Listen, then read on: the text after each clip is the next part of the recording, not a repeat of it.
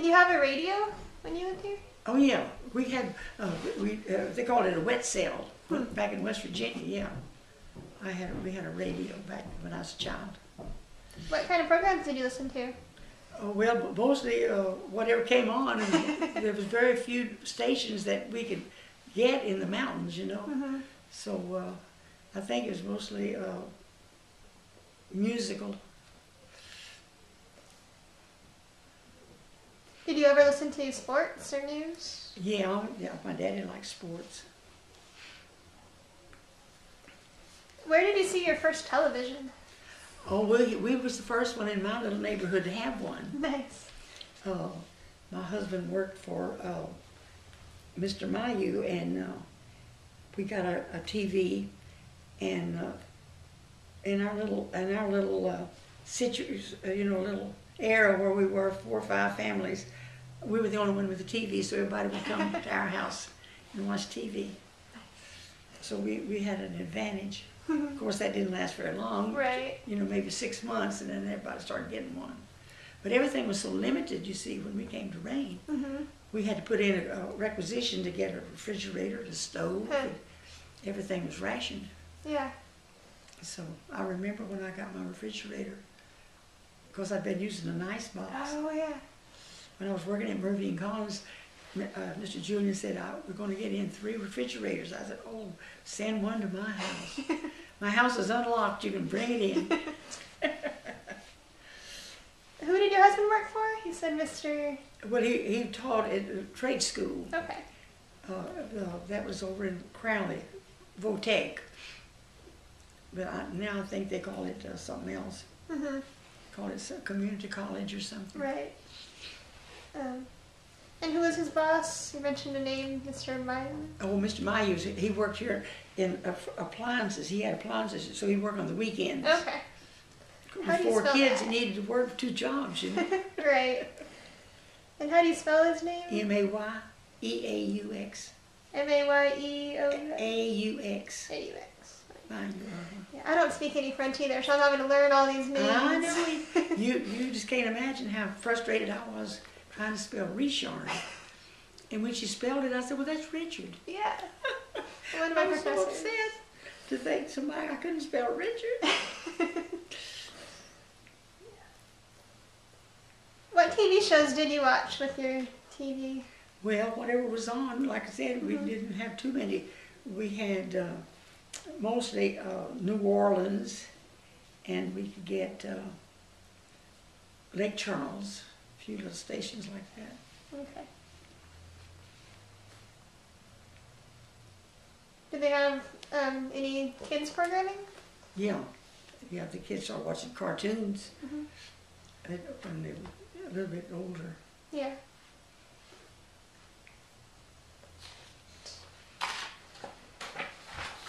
Do you remember any particularly important developments in Rain's history? Is there anything that sticks out as really important? Well, I think maybe just the area where where we have the Frog Festival, they kind of built that up and made a big palladium over there. Oh yeah. And it's very nice. And you can have meetings over there, and then they have a civic center where we can have parties and things. It'll hold maybe 1,000 people. Nice. So that's nice. I think that would be our 2 biggest improvements. What year did they stop doing the Frog Festival? Was that? Frog Festival, this must be about the 30th year. Okay. So that would be what, in the 70s? Yeah. End of the 70s probably. I've been hearing about the frog capital of the world. That's since right. I got down They here, have. Well, I think the people that made it prominent did ship the frogs from here. They had a lot of frogs that they'd catch at night, and they'd ship them, you know, to New York and New Orleans and places where everybody wanted frog legs. Yeah. I had some a couple of weeks ago. They were really good. Yeah, they were good. You'll have to come back to the Frog Festival. Yes. It's next week. This weekend, huh? Coming up? Oh, is it? I'll have to check that out. Yeah, it's this weekend coming up, 12 and 13. Right, celebrating your birthday with frogs. Yeah, celebrating my birthday with frogs. What's your first memory of Rita? My first memory? I guess, like I said, going in and trying to, people wanted to charge, and I couldn't spell their names. Ah. I couldn't spell the French names, and like I said, she told me a Richard, and I said, could you spell it for me, please? Yeah. And I was so upset to think that, you know, that such a simple name. Yes. And of course, she thought I was ignorant. One of my professors was Dr. Richard. That's right, that's right. Couldn't spell Richard. She shouldn't have come to work today.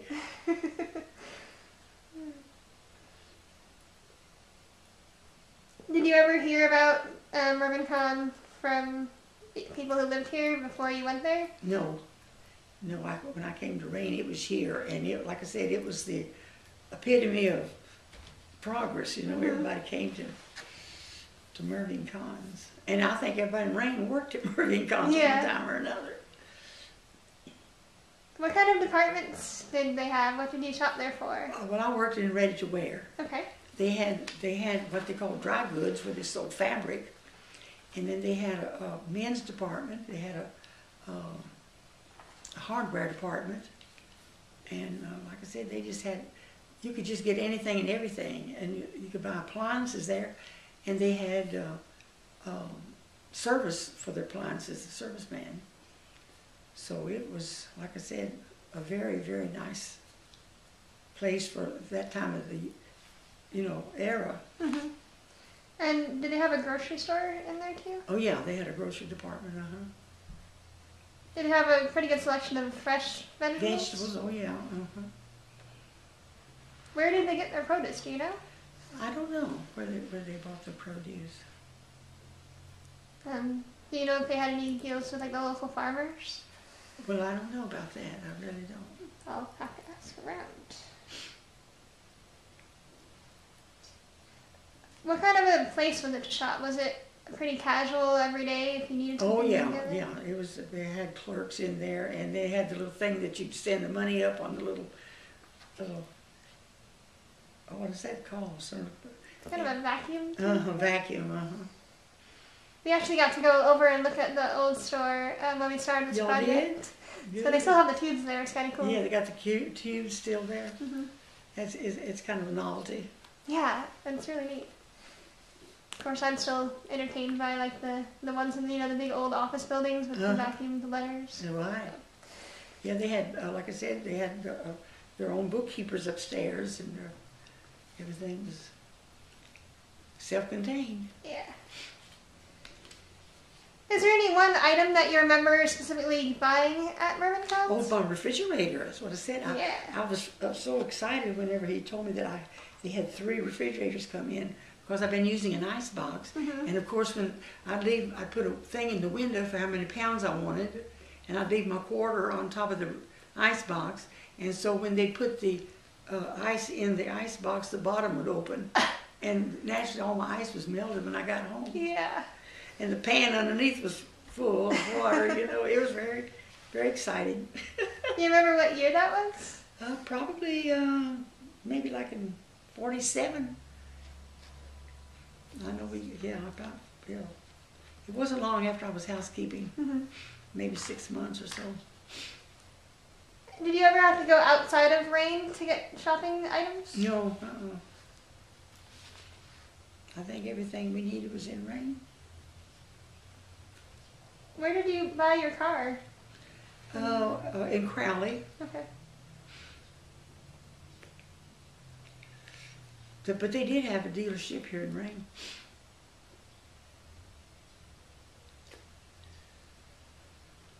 But my husband loved Oldsmobiles, so we always got ours in Crowley.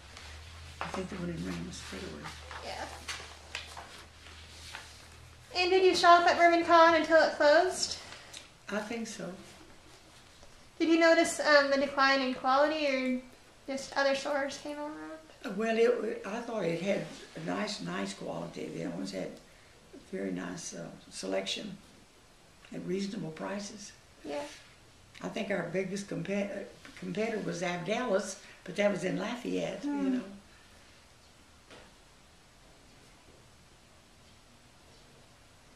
Were there certain items that you could only get at Melancon? Probably fabric, because they didn't carry too much fabric in other stores. Mm-hmm. And then they had a pretty good variety of fabric too? Oh yeah, oh yeah.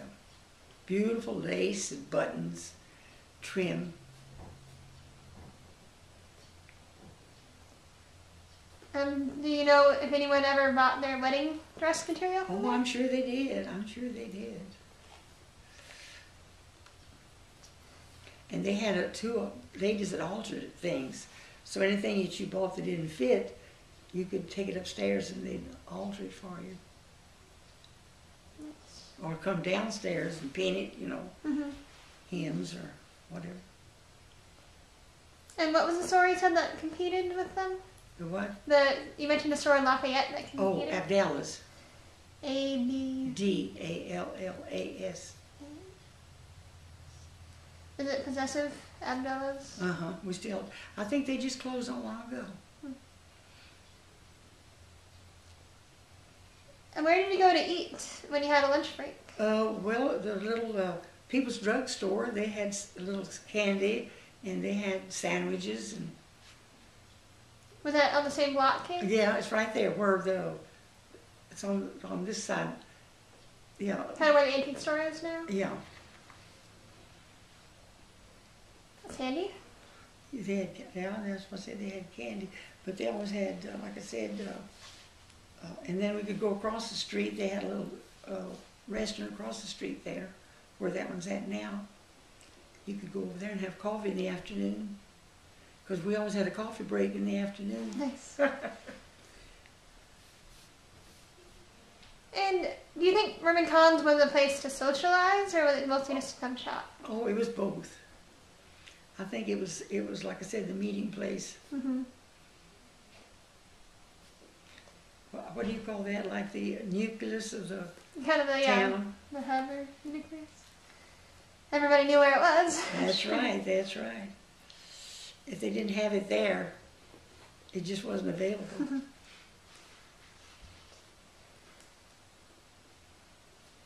And was the Navy Yard your only job before you worked at Melancon? No, I worked at, I worked where they made parachutes, Martinsville, Virginia, DuPont. Okay.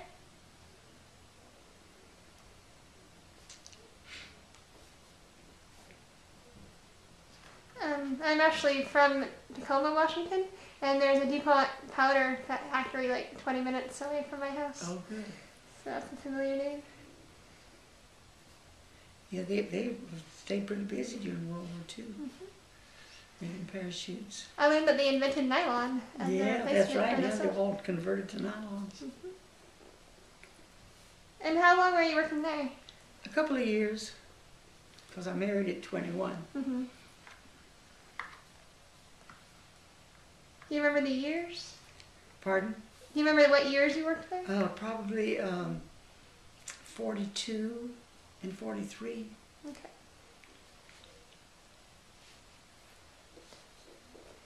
And when did you start working here at Melancon?